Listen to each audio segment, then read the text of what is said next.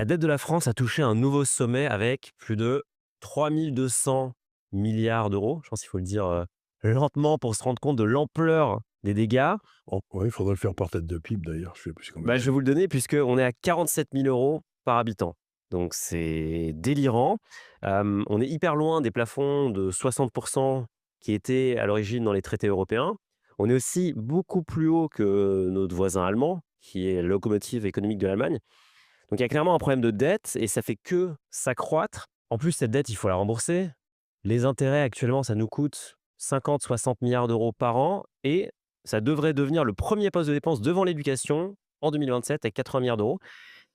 Du coup, ma première question, c'est comment on en est arrivé là? Comment on en est arrivé là? C'est une vaste question, mais il y a il y a plusieurs raisons. La première, qui est la plus simple, c'est que les Français pensent, que, l'État est producteur de quelque chose. Donc si vous voulez, les Français pensent que l'État crée de la valeur. Or l'État ne fait que prendre de la valeur à gauche dans le meilleur des cas pour le redistribuer à droite et en garder une partie au milieu. Et donc, si vous prenez les dépenses de l'État en pourcentage du PIB, sous De Gaulle, on était à peu près à 30 du PIB et aujourd'hui, on est à 60, hein. Et la Suisse, qui était à 30 du PIB, sous De Gaulle, est toujours à 30 du PIB. Donc, ce qui s'est passé, c'est que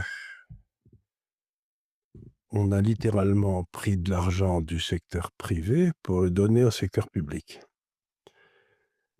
Ce qui fait que, comme le coût de l'État montait sans arrêt, le coût du siège social France, si vous êtes une entreprise de base, est aujourd'hui 2 fois en France qu'elle est en Suisse. Donc on n'est pas compétitif. Comme on n'est pas compétitif, le taux de chômage augmente, puisque les entreprises n'ont plus la rentabilité suffisante pour embaucher les gens. Donc l'État dit: «Il faut relancer la machine», vous savez, des trucs keynésiens à la noix. Donc on va donner de l'argent et l'État va emprunter de l'argent pour le dépenser, ce qui relancera la croissance, qui est une des plus grosses bêtises qui ait jamais été dite dans l'histoire de l'économie, mais ça fait rien. C'est ce qu'on enseigne à l'ENA.